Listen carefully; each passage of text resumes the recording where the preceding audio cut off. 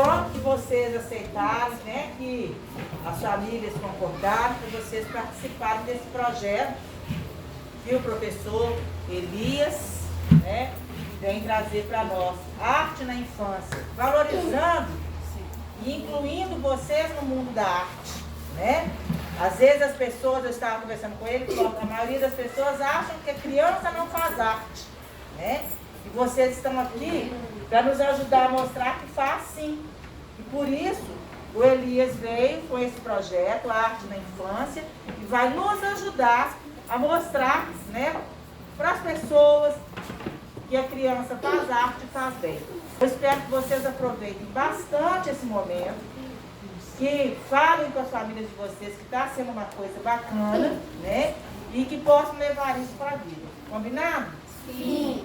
Então, Elias, são todos seus. Opa! Que apresentão. Obrigada, viu? Muito obrigado, professora. Bom dia, gente. Bom dia especial para as mamães que estão chegando, para acompanhar as crianças aí, né? As professoras, professores de arte também conosco, né? E meu nome é Elias, a professora já apresentou. Aqui conosco está filmando aí o Gersilei. O Gersilei é da equipe, né? Nós somos do Instituto Aviva e a gente realiza esse projeto Arte na Infância desde 1999. Você já estava pensando em nascer nessa época? Nem pensando em nascer, né? Então, são 25 anos, né, de projeto. E nesses 25 anos a gente vem realizando essas oficinas, fazendo exposição, mostrando que vocês fazem um trabalho super bacana, né? Isso depois resultou num livro também, esse livro veio para as escolas. Durante esse tempo todo a gente tem anotado, refletido a respeito desse assunto e fizemos esse livro bacana. Esse livro tem questões teóricas, práticas, reflexão sobre a prática cultural da criança, se ela está ou se não está no nosso meio cultural. E aí tem algumas situações, problemas, né? Tipo, uma postura, às vezes, no setor acadêmico, dos parâmetros curriculares, arte, etc. E depois de 10 anos fazendo esse projeto, eu resolvi fazer uma pós-graduação sobre esse assunto, utilizando exatamente o projeto como um estudo de caso. E eu venho, ao longo desse tempo, sendo questionado em palestras e seminários, né? Eu fui questionado por uma pessoa na plateia, então, Elias, você está aí dizendo que criança faz arte, mas como é que é? Weigl Strauer diz que criança não faz arte, que negócio é esse? Me surpreendeu aquela questão, porque, com base na minha experiência como artista plástico, autodidata, arquiteto e etc., eu falei, olha, ela usa ponto, linha, cor, papel, suporte, os elementos da linguagem visual, e está fazendo uns trabalhos, como está aí na exposição, bastante expressivo. Isso, para mim, é comunicativo, é expressivo, né? E o que a gente verifica, então, é que existe uma arte dentro de mercado de arte, dentro dessa linha cultural, de museus, de galerias, né? Que não trabalha com a criança e fala, criança não faz arte. Esse conjunto de instituições, museu de arte, escola de arte, história da arte, crítico de arte, etc., mercado de arte, fala, criança não faz arte. E aí?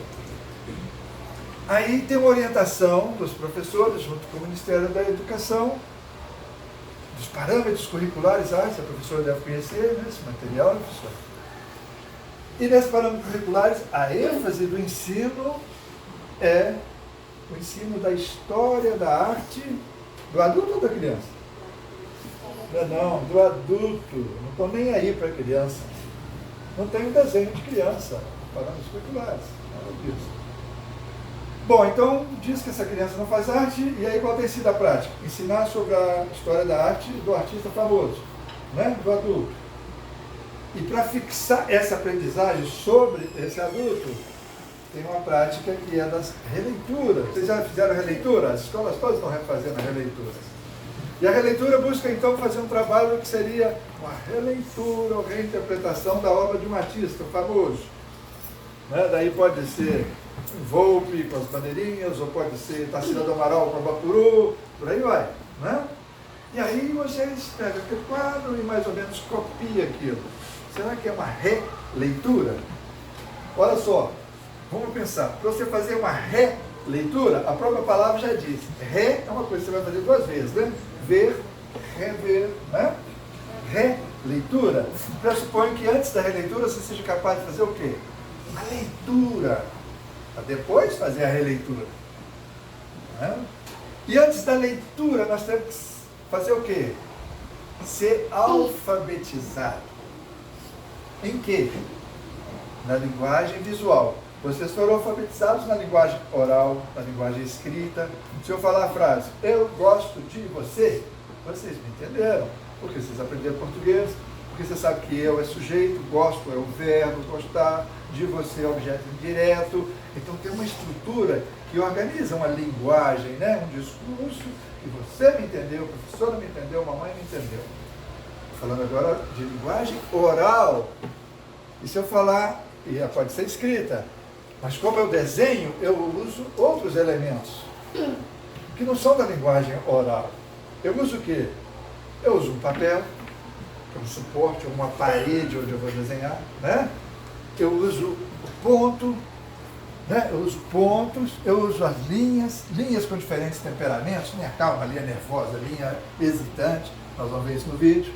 Eu uso a cor, as harmonias cromáticas, relacionadas com a física, entrando, saindo, pesado embaixo, leve em cima, uma série de funções, e eu incluo esse papel como mais um dos elementos da linguagem visual. O espaço pictórico é o desenho que vai naquele papel. Né? E aí o que é que falta? Você tem recurso, então, ponto, linha, cor, papel, o que é que falta? A criança tem uma ideia na cabeça, não é isso? E aí ela vai falar o quê? Ela vai falar disso aqui. Com esse conjunto de recursos, ela faz a mensagem dela. O que é que você vê nessa mensagem? O que é que vocês estão vendo aqui? Uma árvore, o que mais? O que mais? O céu? Pode ser um céu, o que mais? Qual que é a cor dessa árvore? Então, verde, tem uma frutinha nessa árvore? Então ela está falando, olha, é uma árvore verde, tem uma frutinha vermelha, o céu está rosado, o chão está meio amarelado. Ela está falando para a gente por meio da linguagem visual. Né? Então, ponto, aqui o pontinho, linhas, né, que está nesse contorno da figura, as cores, o suporte onde ela desenhou e uma ideia na cabeça.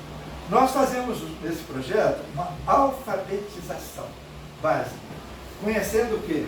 Conhecendo os elementos da linguagem visual. E vai ter um tema? Não. O tema você que escolhe. Quer dizer, vai ter um tema. Eu não vou dar o tema. Né? Você vai escolher de que você quer falar. Se você quer falar dessa árvore, se você quer falar de uma bicicleta ou de uma pessoa. Aí a sua narrativa. Essa é o que está no seu coração que você quer falar a respeito disso. Usando o quê? Usando a linguagem visual. Muito bem, isso aí, usando a linguagem visual.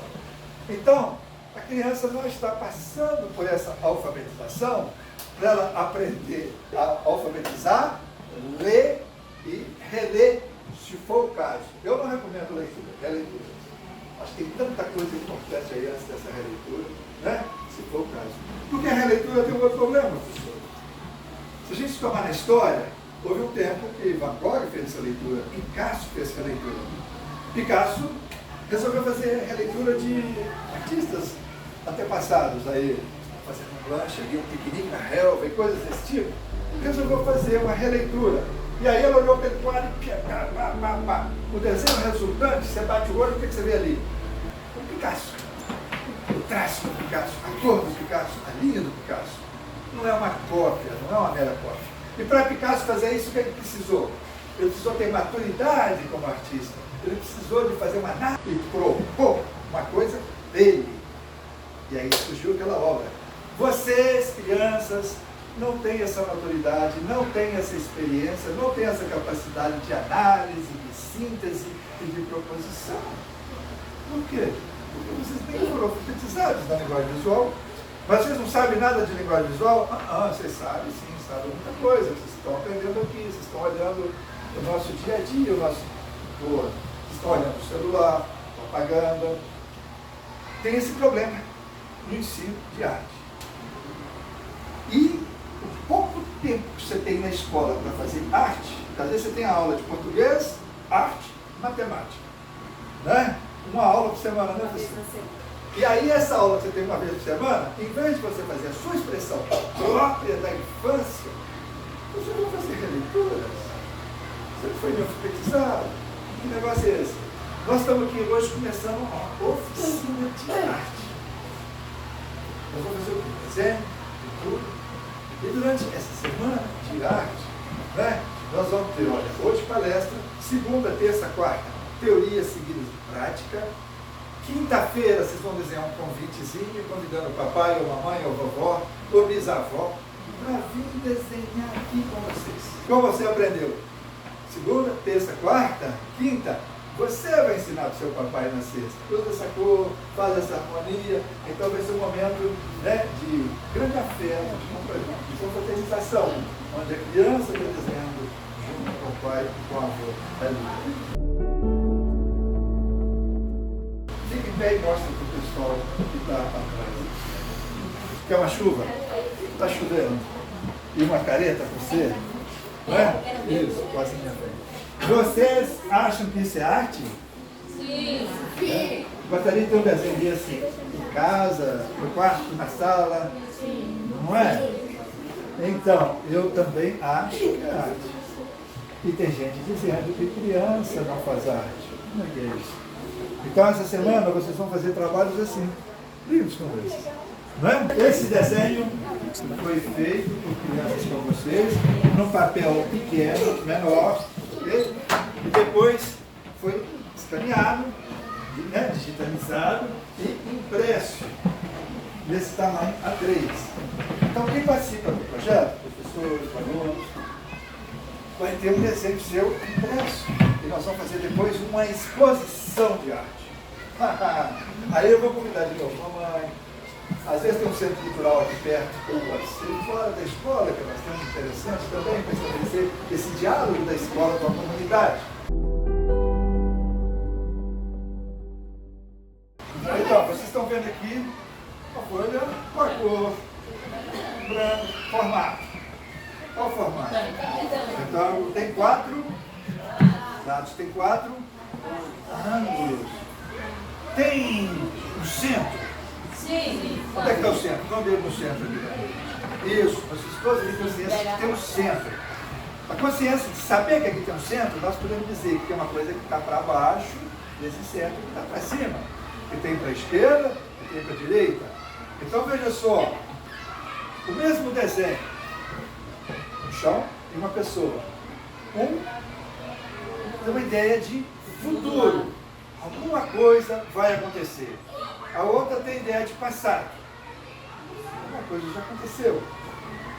Identifica alguma coisinha? Qual tem ideia de futuro? Vai acontecer. Essa. O que vai acontecer? Ele vai andar, ele vai entrar na cena, ele vai em direção ao centro. E aqui, ele já passou do centro e está saindo. O que vocês veem aqui? O carro, o sol, nuvem, árvores no plural? Quantas árvores? 2 árvores? Quem é professora de matemática? Meio mais meio dá 2? Meia árvore, mais meia árvore. Como é que é isso? Pior é que dá 2, hein? Sabe por quê? Porque você completa essa árvore com a sua imaginação. Você não falou meio sol, você fala um sol. Então, a nossa imaginação completa essa faixa em volta. É aquilo que nós imaginamos. Você tem uma imagem real e uma imagem em volta que é virtual, que você completa por quê?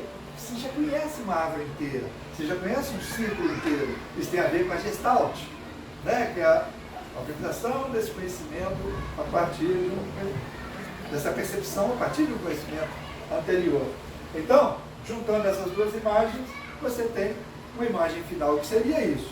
2 árvores, um sol, etc, etc. Agora, qual que é mais interessante? Essa ou essa? Essa. Baixo? Sim. Falou tudo, companheiro. A de cima é mais interessante, porque aqui você vai descobrir, aqui você vai participar. Essa imagem fala assim, oh, me ajuda, me completa. E aí você imagina, esse espaço cresce para cá, esse espaço cresce para lá, cresce para cima. Não tem fim, porque a imagem sugere que ele cresce. Aqui está tudo pronto, não precisa fazer mais nada. Essa aqui é para preguiçoso. Está tudo terminado, né? Quem que dá esse tipo de percepção? O espaço pictórico. Entra, sai, continua, interrompe, tem mais. Eu fiz 2 bolas, 2 círculos, representando, olha só aí, vamos ver quem vai acertar essa. Eu fiz um círculo representando uma bolha de sabão, quem já brincou com uma bolha de sabão? E outro representa uma esfera de pedra, bem pesada, ferro. Qual que é a bolha de sabão? Cima, por quê? Porque ela está flutuando. E a de ferro, pesada, vai para baixo. Está vendo? Quando você vê essa imagem, você já associa com a sua experiência que as coisas leves flutuam e que as coisas pesadas vão para baixo.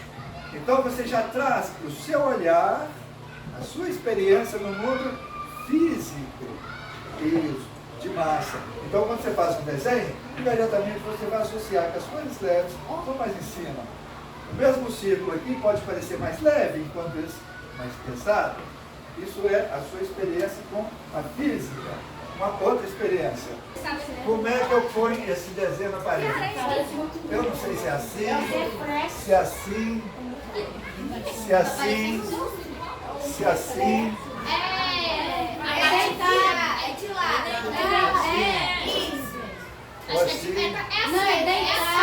Um lado é igual ao outro lado. Tem uma simetria. E quando você tem uma simetria, você tem um eixo de simetria que equilibra. Esse desenho quer ficar assim para estar equilibrado, como o nosso corpo, como uma árvore, né? Ou então ele quer ficar assim também, que está equilibrado. E, em geral, os adultos escolhem esse e as crianças que estão crescendo escolhem esse. Assim, pouquíssimas pessoas. Aqui me impressionou que parece que teve vários que foram para esse lado aqui. Às vezes ninguém escolhe esse. Por quê? Porque ele pede para buscar um conforto, equilíbrio. Assim ou assim. Onde nós percebemos essa busca de equilíbrio da imagem? É a imagem, é o espaço pictórico que está em cima deste suporte, que está aqui na Terra, sob efeito da gravidade, no nosso espaço, na nossa experiência. Então você tem uma ideia, né, de peso desse sentido. Isso está acontecendo onde, gente? No espaço pictórico, no papel, né, desse suporte. Então veja que esse suporte traz uma série de informações na expressão desse trabalho.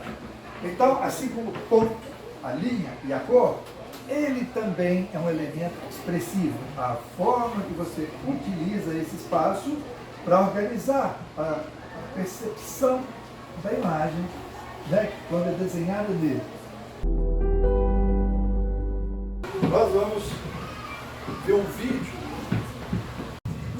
O projeto Arte na Infância oferece palestra de abertura, oficina de arte, família fazendo arte, exposição de arte. Isso é desenho feito por crianças igual você, de 6 a 14 anos, de ensino fundamental. Será? É. Eu também acho que é. Agora tem gente aí que está dizendo que isso não é arte, criança não faz arte. Então, gente, gostaram? Sim! Isso que nós vamos fazer aqui essa semana, né? E aí nós temos uma exposição. A exposição pode ser na escola ou fora da escola. Pode ser que tenha a mídia local, às vezes tem uma rádio local, às vezes tem reportagens.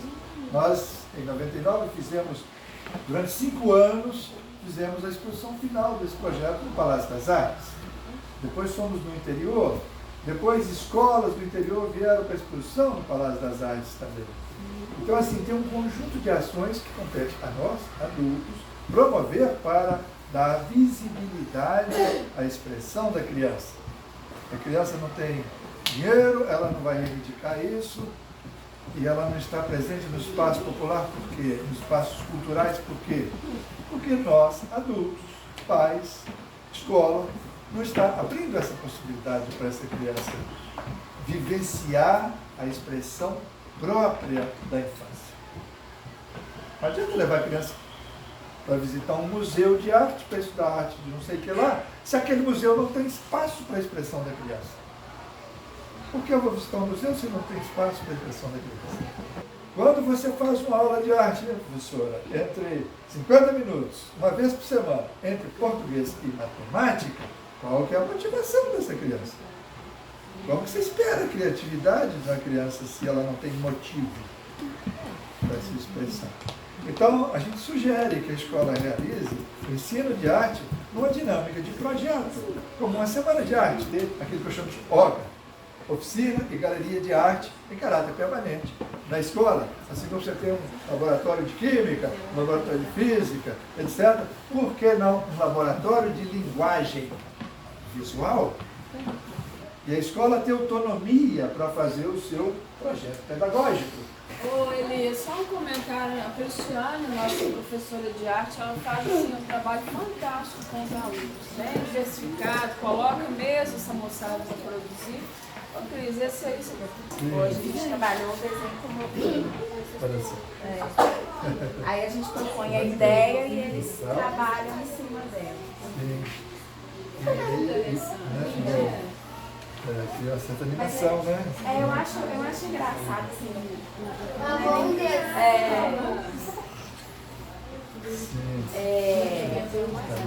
Muito do que foi falado hoje, né, a respeito do ciclo cromático. A gente fala, mas parece que uma pessoa de fora vir, né, e conversar com os meninos tem outro peso, não é? É impressionante. Então, você acha que o senhor me trouxe também informações que vão servir aí também do seu dia a dia? Não, com certeza. Né? Me abriu a... Sempre abre nesse leque de possibilidades, né? Orientar mais as ideias, né? Sim. E até o jeito que às vezes a forma da gente conversar com os meninos, às vezes parece que não está alcançando, né? E aí quando vem uma pessoa de fora, coloca ideia de como chegar nesse aluno. Bem interessante, acho que vale a pena. Legal. Tem que aproveitar, viu, gente? Arte na infância. Entendemos que o exercício da expressão é direito cultural e forma cidadãos desde a infância.